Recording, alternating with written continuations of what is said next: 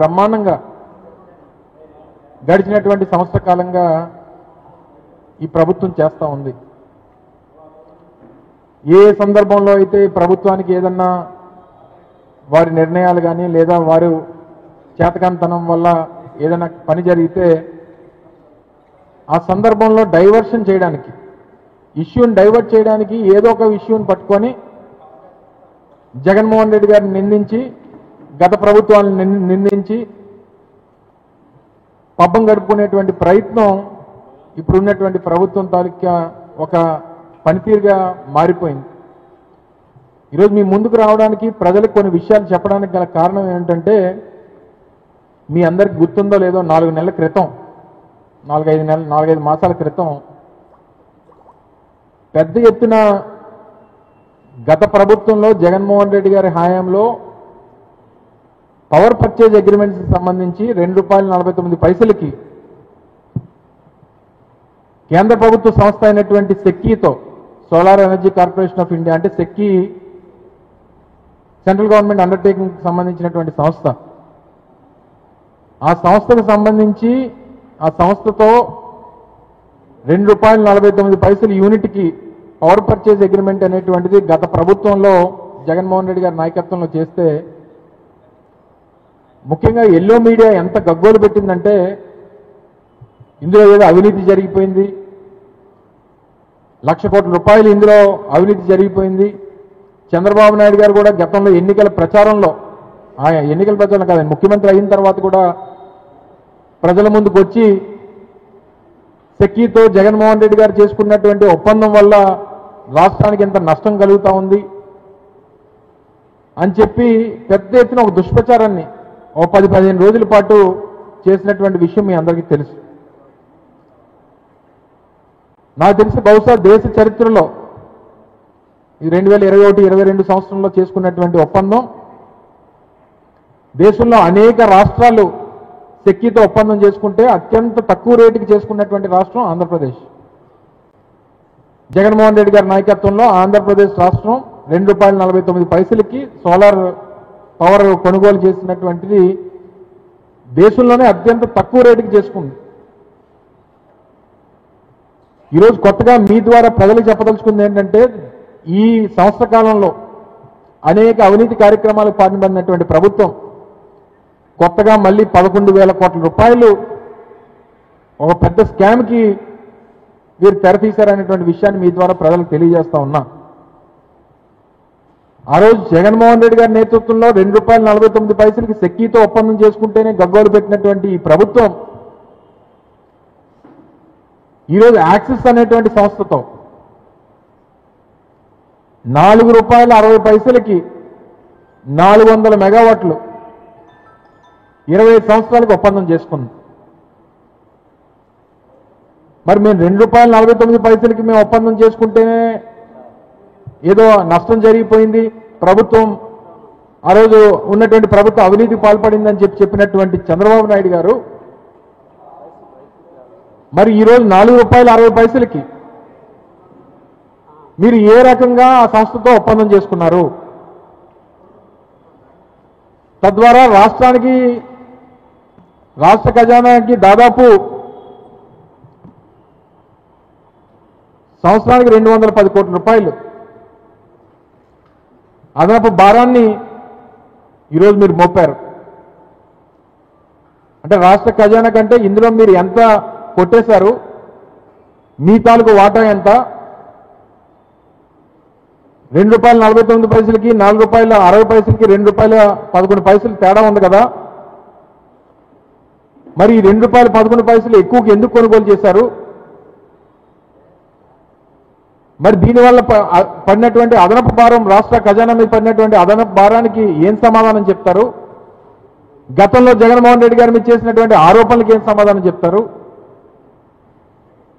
వీటన్నిటికీ కూడా ఈరోజు ఉన్నటువంటి ప్రభుత్వం సమాధానం చెప్పాల్సినటువంటి బాధ్యత వాళ్ళ మీద ఉంది.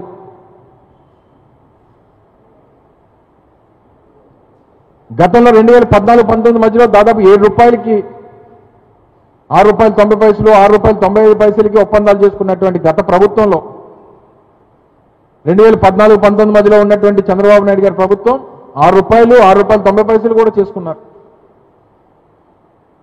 ఇప్పుడు సోలార్ పవర్కి సంబంధించి మేము చేసుకున్నట్టు ఒప్పందాన్ని ప్రశ్నించేటువంటి పరిస్థితుల్లో అనేక మీడియా సంస్థలు. అసలు ఆశ్చర్యం ఏంటంటే ఈ ఒప్పందం జరిగిన ఏ టీవీ ఏ ఛానళ్ళు చూపించిపోవడం అనేటువంటిది, ఎల్లో మీడియాకి సంబంధించినటువంటి ఛానల్స్ అంటే వాళ్ళు కనబడట్లేదా, లేదా అదనపు భారం ప్రజల మీద ఖజానా మీద పడినా సరే చంద్రబాబు నాయుడు గారికి ఇబ్బంది లేదు కాబట్టి మేము మాట్లాడమని చెప్పి అనుకుంటారా? ఆ రోజు జగన్మోహన్ రెడ్డి గారి మీద ఎన్ని ఆర్టికల్స్ అండి, ఒకటి కాదు రెండు కాదు, పేపర్లో, ఆంధ్రజ్యోతిలో, ఈనాడులో రకరకాలైనటువంటి ఆర్టికల్స్, పదుల కొద్ది ఆర్టికల్స్, దాదాపు ఒక 15-20 రోజులైతే ఇంక వేరే పని లేనట్టు పదుల సంఖ్యలో రోజు దీని మీద ఆర్టికల్స్. రాష్ట్రానికి తీవ్ర నష్టం, అధిక ధర ఎందుకంటే అడ్డగోలు వాదన, అంతర్జాతీయ స్థాయిలో జగన్ అవినీతి ఒప్పందానికి అడ్డగోలుగా సమర్థన, ఇలా రకరకాలైనటువంటి హెడ్డింగ్స్ పెట్టి అత్యంత తక్కువ ధరకు మేము ఒప్పందం చేసుకుంటే మా ప్రభుత్వంలో దాన్ని ఈ రకంగా నిందించారు. మరి ఈరోజు ₹4.60 ఏం సమాధానం చెప్తారు చంద్రబాబు నాయుడు గారు? కూటమిలో ఉన్నటువంటి రాజకీయ పార్టీలు ఏం సమాధానం చెప్తాయి? మరి ఎవరికి లబ్ధి చేకూర్చడానికి ఒప్పందాలు చేసుకున్నారు? దీని మీద నుంచి పడేటువంటి అదనపు భారం రాష్ట్రానికి నష్టం కలిగిస్తూ ఉంది. 20 సంవత్సరాల పాటు ఈ రేట్ని భరించాలి. 20 సంవత్సరాలకి అదనంగా మరో 11,000 కోట్ల రూపాయలు రాష్ట్ర ప్రభుత్వం మీద, రాష్ట్ర ఖజానా మీద భారం పడతా ఉంది. ఎన్నికల ముందేమో నాణ్యమైనటువంటి విద్యుత్ ఇస్తాం, రేట్లు పెంచాం, యూనిట్ ధరలు పెంచాం అని చెప్పి వచ్చినటువంటి ప్రభుత్వం సంవత్సరంలో 15,000 కోట్ల రూపాయలు అదనపు భారాన్ని రాష్ట్ర ప్రజల మీద పడేసింది. మీ అందరికీ తెలుసు, 3 నెలల క్రితం పెద్ద ఎత్తున ఒక ఉద్యమాన్ని కూడా చేపట్టాం. రాష్ట్ర వ్యాప్తంగా అన్ని జిల్లా కేంద్రాల్లో కూడా ప్రభుత్వం మీద ఒత్తిడి తీసుకురావాలని, పెంచినటువంటి ఈ విద్యుత్ ధరలు ఏవైతే యూనిట్ ఛార్జెస్ ఉన్నాయో వాటిని తగ్గించాలని చెప్పి ప్రతిపక్షంగా మా పని మనం చేస్తూ ఉన్నాం. మీరు అడ్డగోలుగానేమో మీరు ఒప్పందాలు చేసుకుంటారు, డబ్బులు కాజేసేటువంటి కార్యక్రమాలు చేస్తారు, భూములేమో రూపాయికి ఇచ్చేస్తారు, ఊరు పేరు లేనటువంటి కంపెనీకి ఏమో 60 ఎకరాల రూపాయికి ఇచ్చేస్తారు. ఏం చేస్తున్నారంటే ఓన్లీ ఈ సంవత్సర కాలంలో కేవలం ఏ రకంగా దోపిడీ చేయాలి, ఏ రకంగా డబ్బులు కొట్టేయాలనేటువంటి దాని మీద పెట్టినటువంటి దృష్టి ఈ రాష్ట్రంలో పేదవాడి సంక్షేమం, రాష్ట్ర అభివృద్ధి మీద పెట్టకపోవడం అనేటువంటి చాలా బాధాకరమైనటువంటి విషయం. సింహాచలంలో మనం చూసాం ఏ రకమైనటువంటి పనులు చేశారో, దానివల్ల ఎంతమంది ప్రాణాలు పోయాయో. ఒకరి మీద యాక్షన్ తీసుకున్నారండి? కమిటీ వచ్చింది, మాట్లాడింది, వెళ్ళిపోయింది. క్లియర్ కట్గా కాంట్రాక్టర్ చెప్పాడు, మా మీద ఒత్తిడి తీసుకుని వచ్చి పనులు చేయించారండి, నిలబడదన్నా సరే బలవంతంగా పనులు చేయించారండి. అంటే ప్రభుత్వం తాలూకు పనితీరు మీద శ్రద్ధ లేదు, చేసేటువంటి పనుల మీద శ్రద్ధ లేదు, చేస్తున్నటువంటి ఒప్పందాలు సరే మాకు 164 సీట్లు ఉన్నాయి కాబట్టి మేము ఏం చేసుకున్నా పర్వాలేదనేటువంటి బరితెగింపు, రాష్ట్ర ఖజానాకి గండి కొట్టేటువంటి కార్యక్రమం. ₹2.10 తేడా యూనిట్ మీద. అయినా మనం మాట్లాడం, సమాధానం చెప్పం. యాక్చువల్గా ఈ ప్రపోజల్స్ ఏమైనా వచ్చినప్పుడు ఏపీఈఆర్సీకి పంపించి వారి తాలూకు అంగీకారం తీసుకొని ఈ కొనుగోలు అనేటువంటి సహజంగా జరుగుతాయి. ఈ ఉన్నటువంటి చట్టంలో ఉన్నటువంటి లూప్ హోల్స్ అన్నింటినీ తీసుకొని సెక్షన్ 108 అనేటువంటి ఏదైతే సెక్షన్ ఉందో వాళ్ళ మీద ఇలా తీసుకోవాలనేటువంటిది వాళ్ళని ప్రెజర్ చేస్తూ ఈ సెక్షన్ వాడి ఒప్పందం చేసేసుకున్నారు. పక్క రాష్ట్రాలు ఏమో తక్కువ కొంటాయి, మనం మాత్రం ఎక్కడ లేనటువంటి రేట్లకి మనం కొంటాం.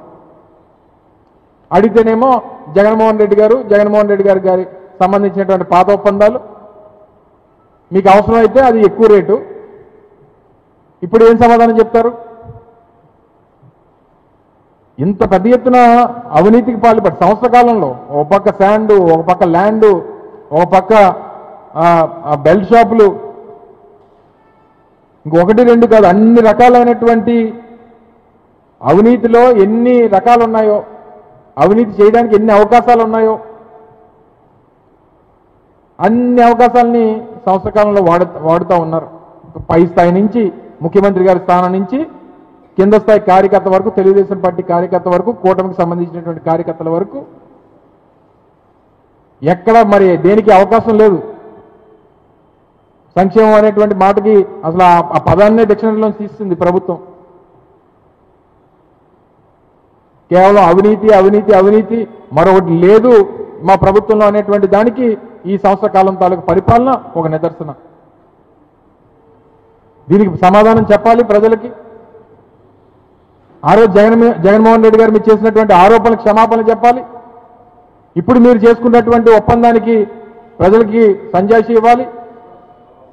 తద్వారా ఎంత భారం ఈ రాష్ట్ర ప్రభుత్వం మీద పడతా ఉందో, మీరు మోపినటువంటి ఈ భారం వల్ల మీకెంత లబ్ధి చేకూరుతా ఉందో, తద్వారా మీరు ఇందులో ఎంత కాజేసేటువంటి ప్రయత్నం చేస్తా ఉన్నారో ఇవన్నీ కూడా పెద్ద ఎత్తున ప్రజల ముందు పెడతాం. ప్రభుత్వాన్ని సమాధానం చెప్పమని అడుగుతాం. పరిపాలన మీద శ్రద్ధ పెట్టమని చెప్పి కోరుతా ఉన్నాం. ప్రపంచంలోనే అతిపెద్ద ప్రజాస్వామ్యం భారతదేశం. ఏం చేస్తాం? 5 సంవత్సరాలకు ఒకసారి ఎన్నికలు. సంవత్సరం అయింది, 4 సంవత్సరాలు వెయిట్ చేయాల్సిందే. వీరు చేసినటువంటి తప్పులను ఎప్పటికప్పుడు ప్రజల దృష్టిలో పెడతా ఉంటాం. వీరు చేస్తున్నటువంటి అవినీతి ప్రజల దృష్టిలో పెడతా ఉంటాం. మీ వల్ల ప్రజలు పడుతున్నటువంటి ఇబ్బందుల్ని వారికి గుర్తు చేసేటువంటి కార్యక్రమాలు చేస్తాం. ప్రభుత్వం తాలూకా నిర్ణయాల్ని వెనక్కి తీసుకునేటువంటి విధంగా వారి తప్పుడు నిర్ణయాలు, తప్పుడు ఒప్పందాలు, వారి అవినీతి ఒప్పందాలు, వీటన్నిటిని కూడా ప్రశ్నించేటువంటి కార్యక్రమం బలంగా వైఎస్ఆర్ కాంగ్రెస్ పార్టీ చేస్తుంది. జగన్మోహన్ రెడ్డి గారు మీరు చేసేటువంటి తప్పుడు ప్రచారాన్ని తిప్పికొట్టేటువంటి కార్యక్రమం చేస్తుంది. ఏదేమైనప్పటికీ మీరు చేసినటువంటి ఈ అవినీతి దాదాపు 11,000 కోట్ల రూపాయలు స్కామ్. ఇది ₹2.49 కొనాల్సింది మీరు ఆ రోజు మా మీద ఆరోపణ చేశారు. ఓ 10 పైసలకో 20 పైసలకో తక్కువ కొనండి. సరే, ఆ రోజు మమ్మల్ని ₹2.49 కొన్నారు, ₹2.30కో ₹2.20 మేము కొన్నామని చెప్పుకోవడానికి. మేము ₹2.49 కొంటే మీరు ₹4.60 కొన్నారు. అప్పటికి చెప్పాను ట్రాన్స్మిషన్ ఛార్జెస్ లేవు, మా టైంలో ISTS ఇంటర్స్టేట్ ట్రాన్స్మిషన్ ఛార్జెస్ లేవు, ఏవి లేవని చెప్పినా సరే అవన్నీ ఉన్నాయని చెప్పి తప్పుడు ప్రచారం చేసి జగన్మోహన్ రెడ్డి గారిని డిఫేమ్ చేయాలనేటువంటి ప్రయత్నం చేశారు. చివరికి నిరూపించలేక ఆ అబద్ధాన్ని నిజం చేయాలనేటువంటి ప్రయత్నం చేశారు. చేత కాలేదు. ఈరోజు తిరిగి మీరు ఈ కార్యక్రమాలన్నింటికి కూడా మీరు ముందడి వేశారు. మీరు ఎక్కడి నుంచి అమరావతి ఒక స్కాము, ఈ ఒప్పందాలు ఒక స్కాము, విశాఖపట్నంలో ఇచ్చినటువంటి భూములు ఒక పక్క లూలుకు అంటారు, ఒక పక్క వర్షాకు అంటారు, రూపాయికే భూములు ఇచ్చేస్తారు. ఇలా పెద్ద ఎత్తున మీరు చేస్తున్నటువంటి అవినీతి భాగవతాలు అన్నీ కూడా ప్రజల ముందు పెడతాం. ప్రజలకు తెలియజెప్పేటువంటి ప్రయత్నం చేస్తాం. మీరు చేస్తున్నటువంటి ఈ నిర్ణయాల్ని వెనక్కి తీసుకునేటువంటి విధంగా మీ మీద ఒత్తిడి తీసుకొచ్చేటువంటి బాధ్యత కూడా వైఎస్ఆర్ కాంగ్రెస్ పార్టీ తీసుకుంటుంది అనేటువంటి విషయాన్ని ఈ సందర్భంగా మరొకసారి తెలియజేస్తా ఉన్నా. Thank you.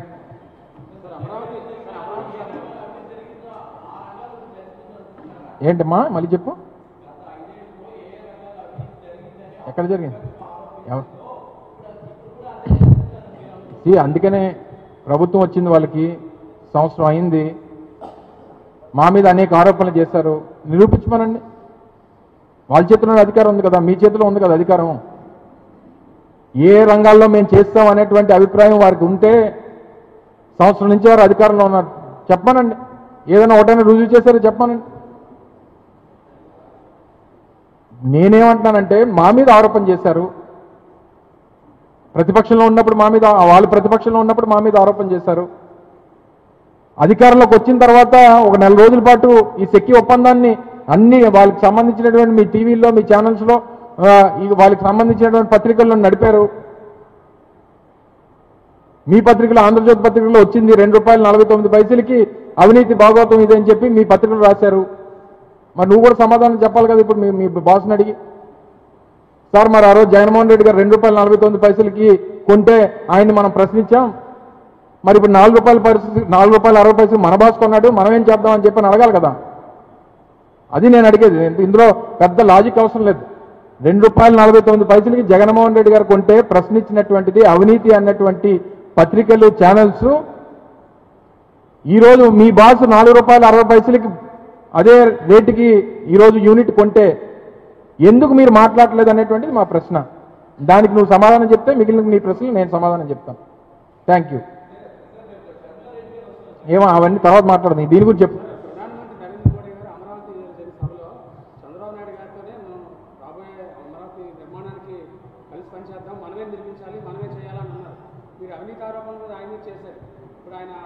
ఎవరి మీద చేశాను? ఇప్పుడు వాళ్ళు ముగ్గురు ఒక కూటమి. ఆ వేదిక మీద ఉన్నటువంటి నాయకులందరూ కూడా ఈరోజు ఈ రాష్ట్రంలో అధికారంలో ఉన్నటువంటి రాజకీయ పార్టీలు. జాకీర్ హుస్సేన్ తెలుసా నీకు? మొన్నే కాలం చేశారు, చాలా బాగా తబలా కొడతాడు. మొన్న అమరావతి సమావేశంలో ఒకరికొకరు కొట్టుకున్నారు తబలా. ఎవ్వరికి కొట్టలేదు. మా నాయకుడు అడిగినట్టు మచ్చి చూపించండి. విశాఖపట్నంలో మా నాయకుడు జగన్మోహన్ రెడ్డి గారు ఈ రాష్ట్రానికి సంబంధించినటువంటి ఇష్యూస్ కోసం అడిగినట్టు నిన్న మీటింగ్లో ఎవరైనా అడిగారేమో అడగండి. స్టీల్ ప్లాంట్ గురించి ఎవరైనా మాట్లాడారా? ఏడిచ్చారు చూపించి ఒకసారి రా, ఒకసారి నువ్వు నేను వెళ్ళి మాట్లాడదాం. నువ్వు ఒకసారి మైక్ పెట్టి తీసుకెళ్ళి, నువ్వు ఒకసారి వెళ్ళి మైక్ పెట్టమ్మా. ఆ స్టీల్ ప్లాంట్ ఎంప్లాయీస్ నోటి దగ్గర మైక్ పెట్టు, నీకు సమాధానం చెప్తారు. నీకు మొన్న అమరావతిలో జరిగినటువంటి చెల్లికి జరగాలి పెళ్లి మళ్ళీ ఏదైతే ఉందో ఈ పునఃప్రారంభం, దాంట్లో వేదిక మీద ఏం జరిగిందంటే ఒకరికొకరు తబలా కొట్టుకున్నారు తప్ప రాష్ట్రానికి ఏం కొత్తగా ఇచ్చారనేటువంటి చెప్పమనండి. సో ఇవన్నీ కాదు. సరే వాళ్ళు పడుకున్నారంటే ముగ్గురు ఒక రాజకీయ పార్టీ, ఎవరినెవరు తిట్టుకుంటారు చెప్పండి. ముగ్గురు కలిసి ఈరోజు రాష్ట్రంలో అధికారంలో ఉన్నారు. ఆయనేమో వీళ్ళు ఇచ్చినటువంటి సీట్ల వల్ల ఆయన అధికారంలో ఉన్నారు. చంద్రబాబు నాయుడు మంచోడు కాదని చెప్తాడా? ఒకసారి చంద్రబాబు నాయుడు గారు మోడీ గారి గురించి ఏం మాట్లాడో ఒకసారి టీవీలో ఏమంటావేంటి? లేదా మోడీ గారు చంద్రబాబు నాయుడు గారిని ఏమన్నారో వాళ్ళ కొడుకుని ఏమన్నారో అది ఏమంటారా? చూసు అన్నీ. అందుకనే అంటే పాత ఇంకేం లేనట్టు అయితే దేనికి అమరావతి నిర్లక్ష్యం చేయడం ఏంటి? మేము ఇచ్చినట్టు మేము కంటిన్యూ చేస్తాం, దాన్ని మేము కంటిన్యూ చేస్తాం. అమరావతి 3 రాజధానుల్లో అదొక పార్ట్ మాకు. విశాఖపట్నం, అమరావతి, కర్నూలులో అమరావతి ఒకటి. మేమే అమరావతి కాదని చెప్పలేదు ఎప్పుడును, కానీ మేము అమరావతి మాత్రమే ఎప్పుడు అనలేదు. అమరావతితో పాటు విశాఖపట్నం, కర్నూలు అన్నాం తప్ప అమరావతి ఒకటే అని ఎప్పుడు అనలేదు మేము. సరే నువ్వు అన్నట్టే అదే అనుకుందాం. చెప్పాను కదా నేను ఓడిపోయిన మొదటి రోజు చెప్పాను. నేను ఓడిపోయిన మొదటి రోజు చెప్పాను. మీరు ఉన్నారో లేదో సరే దాని మీద మేము చర్చిస్తాం, పార్టీలో చర్చించి నిర్ణయం తీసుకుంటాం. మేము చెప్తామని చెప్పాను కదా, మేము పార్టీలో మాట్లాడుకొని నిర్ణయం తీసుకొని మళ్ళీ ప్రజల ముందుకు వెళ్తాం. ఇచ్చారు అందుకనే మళ్ళీ చర్చించుకుంటున్నాను కదా, మళ్ళీ దాంతో వెళ్తామని చెప్పలేదు నేను. ఏది ఏమైనప్పటికీ విశాఖపట్నం ఏం జరిగింది ఇప్పుడు ఈరోజు? విశాఖపట్నం గడిచినటువంటి సంవత్సర కాలంలో ఎలా నష్టాన్ని చేకూరుతూ ఉందో మనం చూస్తూ ఉన్నాం కదా. లాస్ట్ 1 yearలో 60 ఎకరాల భూమి, 15 ఎకరాల భూమి లూలుకి ఇచ్చింది, 60 ఎకరాల భూమి వర్షాకి ఇచ్చింది. రెండు కలిపి 5,000 కోట్ల రూపాయల ల్యాండ్ వాల్యూ అది. ఎలా 60 పైసలకి ఇచ్చేస్తారా? 60 రూపాయలకి ఇచ్చేస్తారా? చెప్పు సంవత్సరంలో 5 సంవత్సరాల్లో 20 లక్షల ఉద్యోగాలు అన్నారు కదా. ఈ మొదటి సంవత్సరంలో 5 లక్షల ఉద్యోగాలు ఎక్కడ చూపించి 4 లక్షల ఉద్యోగాలు అంటే ఎంత బాగా చెప్తా, నువ్వు మాత్రం ఎంత బాగా మాట్లాడతావమ్మా. మేము అదే మాట చెప్తే నేను అదే మాట ఆ రోజు చెప్తే నన్ను హేళన చేశారు, ట్రోల్ చేశారు, అన్నీ చేశారు. ఇప్పుడు నువ్వంటే అన్ని ఒకసారి వచ్చేస్తాయి, 5 సంవత్సరాల తర్వాత వస్తాయి అంటున్నావు. అంటే 5వ సంవత్సరంలో ఇస్తావు 20 లక్షల ఉద్యోగాలు అంతే. మొదటి సంవత్సరం ఎన్ని ఇచ్చో చెప్పు. యావరేజ్ 4 లక్షలు కదా, మొదటి సంవత్సరం 4 లక్షలు ఇచ్చేయాలి కదా.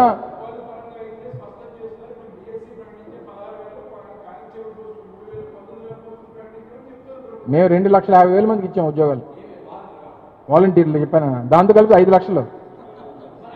1,30,000 మంది విలేజ్ సెక్రటేరియట్, వార్డు సెక్రటేరియట్ 1,30,000 మంది, 35,000 మంది మెడికల్ స్టాఫ్, 50,000 మంది ఆర్టీసీ.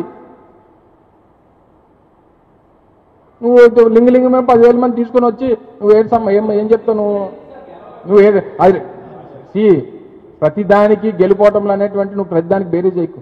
ఇప్పుడు మేము కట్టిన పోర్టులు, మేము కట్టిన ఎయిర్పోర్టు, మేము కట్టిన మెడికల్ కాలేజీలు, మేము కట్టిన విలేజ్ సెక్రటేరియట్లు, మేము కట్టిన రైతు భరోసా కేంద్రాలు, మేము చేసినటువంటి కార్యక్రమాలు, మేము నడుపుతున్నటువంటి, మేము పెట్టినటువంటి ఈ విలేజ్ వార్డు సెక్రటేరియట్ కార్యక్రమాలు, ఇవన్నీ జగన్మోహన్ రెడ్డి చేసి అన్ని మంచి చేసి ఓడిపోయాం.